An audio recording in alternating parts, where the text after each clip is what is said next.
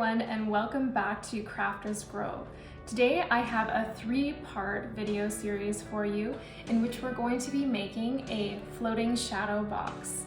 This floating shadow box is for the Crafters Grove sign. It's not official until you have a sign. Okay, so in the first part I'm going to be showing you how to sculpt the grove of trees in the floating shadow box out of polymer clay. In 1 week I'll be posting part 2, in which I'm going to be showing you how to sculpt the lettering for Crafters Grove. And then in 2 weeks from today's video, I'm going to be posting and showing you how to complete the floating shadow box. So that includes affixing the polymer clay to the glass, gluing the 2 frames together, and finishing it off so it looks like one solid piece, and including a hanger to properly hang your floating shadow box on a wall. Okay, so if you're interested in this 3-part series, stay tuned. 2 weeks isn't too long to wait. I'm sure you'll enjoy this project as I really enjoyed making it. Okay, stay tuned. So the base of this project is made up of some very inexpensive frames that I found at, believe it or not, Zellers. We had used these frames as our wedding table numbers a couple years ago when we got married, but now we no longer have a use for table number frames, so I'm going to use 2 frames to come together to create this floating shadow box. So let's remove the glass from the frame, and we're going to use that to create the outline for our template to shape the trees on the Crafters Grove sign. Let's give it a clean with rubbing alcohol, and then we're ready to start the template.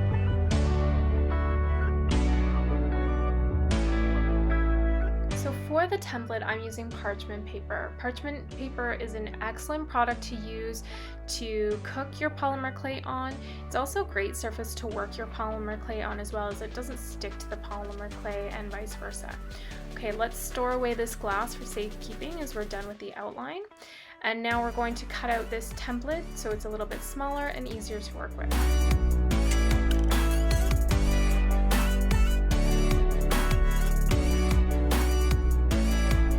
Okay, so we're going to secure the template to the working surface, do a rough outline where we want everything to be laid out, and then we're going to start writing in the lettering. Making sure to leave enough space to put in the visual design of the trees. Now we're roughly sketching those out to get a sense of where they are going to be placed, and then we're going to start drawing them in.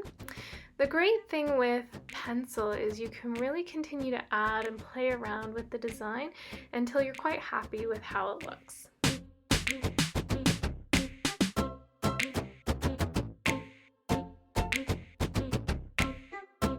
Okay, so I'm pulling out my multi-color pack of my polymer clay, and I'm just going to select every single color that I think might work with this sign.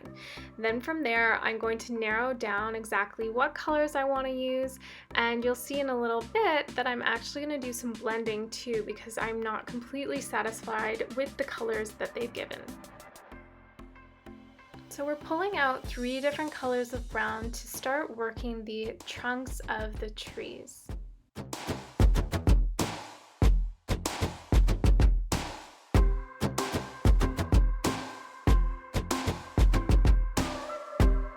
Oh no.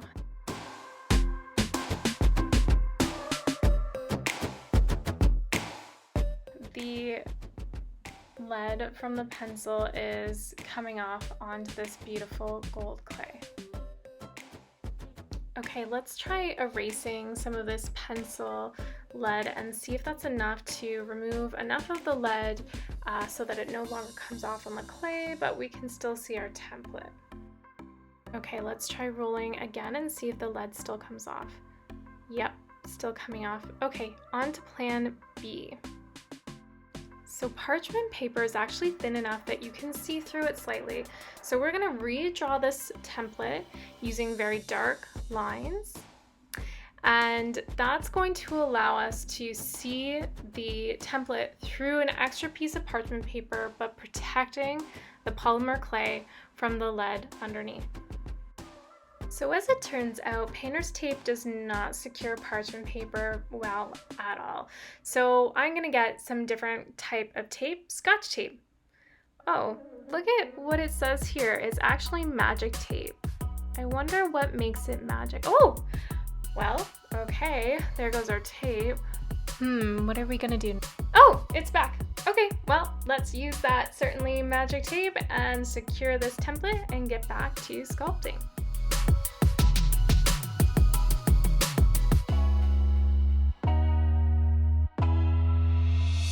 To create the trunks of the trees, I'm rolling out very fine pieces of clay and then laying them out side by side. This is going to give the overall texture of bark that you see on some trees outside.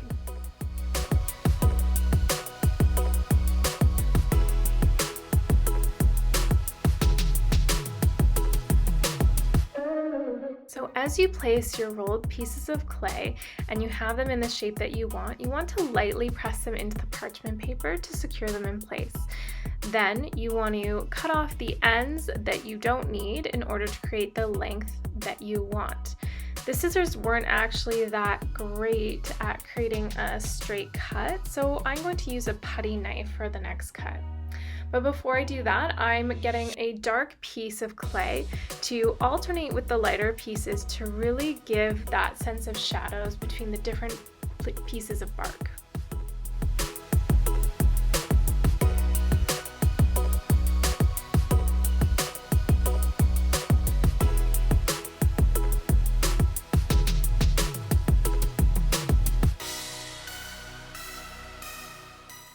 So as you place your subsequent pieces of clay or the next pieces of clay, you want to lightly push them into the previous ones.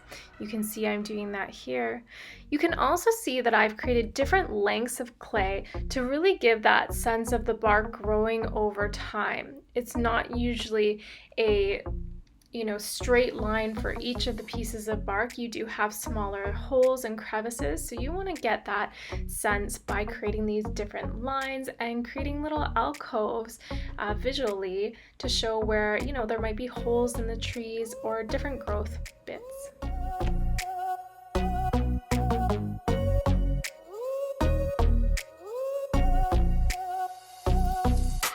I've also left some of the pieces quite longer at the bottom as I'm doing right now. That's to give the sense of roots growing outside of the earth that you see on some of these older trees. Now there's also a hole that I've missed, so you can fill holes by just getting small pieces of clay, dark bits might do best, and then just gently placing them into the hole and patting them down.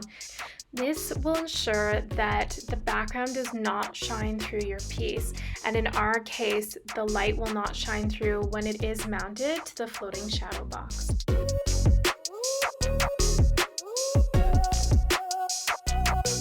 So now, as we move on to the background trees, we want to make sure that the clay we're using is darker to really give that sense of depth to this piece visually.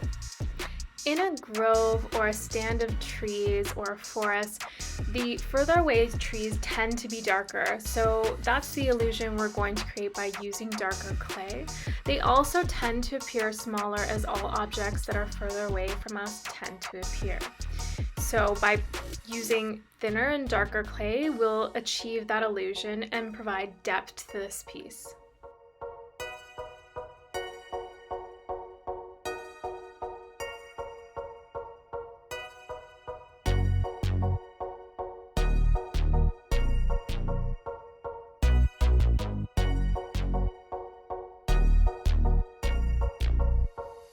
Okay, now let's move on to the tree on the left.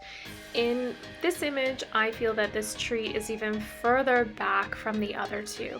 Part of the reason for this is you can see the bottom of the tree starts higher up in the image, which means that it's likely further back in the visual field. So I'm going to make the pieces even finer if I can and make the overall tree even darker, again to preserve that image of its distance being further than the other two trees. Okay, with that tree done, we're putting away the clay and let's start the tops of the trees. So I'm trying to figure out what colors are going to work best. This dark green really looks like it would work well for the background, but it is a little bright, so I'm going to mix in some sort of charcoal color to make it just darken up and look more like shaded leaves rather than this bright kind of synthetic green. So in order to create the depth of the trees that you see when you're looking outside, we're going to use several colors to overlap and create depth. So keep this in mind because you need to make sure that the different colors will work well together. And we're going to create the illusion of the leaves by doing little balls and then pressing down on the balls like I'm doing here, and then layering the different colors. Of course, just like the trunks of the trees, we want the darker colors to be in the background, and then we're going to overlay that with the progressively lighter colors. Now, by pressing down these balls, we're giving that round shape that you see in trees, but by doing a lot of separate balls, you kind of get that randomness that you see in trees when you look at them from afar.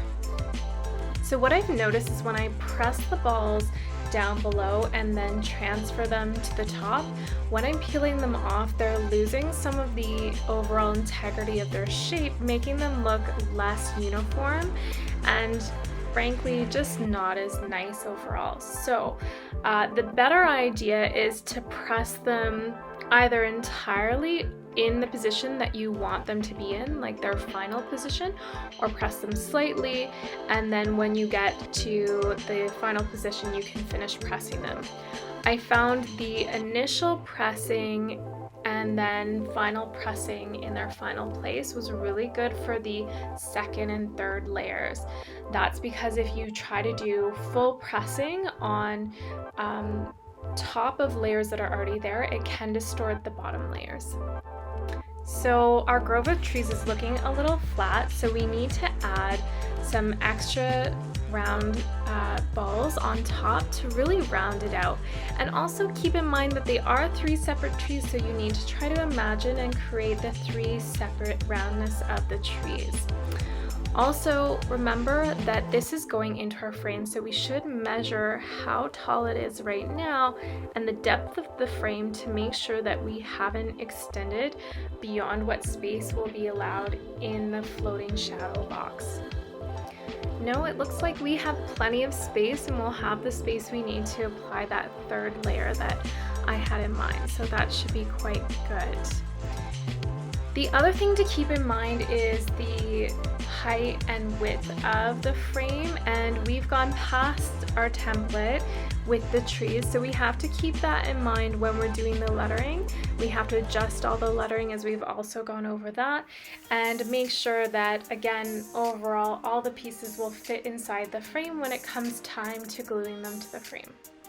So the best way to make sure that all your colors work well together is to either lighten or darken one single color to create the different shades. So that's what I'm doing with the second color. We have used 2 colors so far, base colors, but the second color we used, now I added some white to it, and you can see it really created a nice tone, a very matching tone to the other 2, and gives that more sense of lightness that we needed with that third color. All that's left is baking it according to the instructions that are on your packaging. Okay, so that's it for the tutorial on how to make a grove of trees out of polymer clay. Stay tuned for next week when I teach you how to make the lettering of our sign. If you want to be notified when that next video comes out, please hit the subscribe button below. The more subscribers, the better my channel does.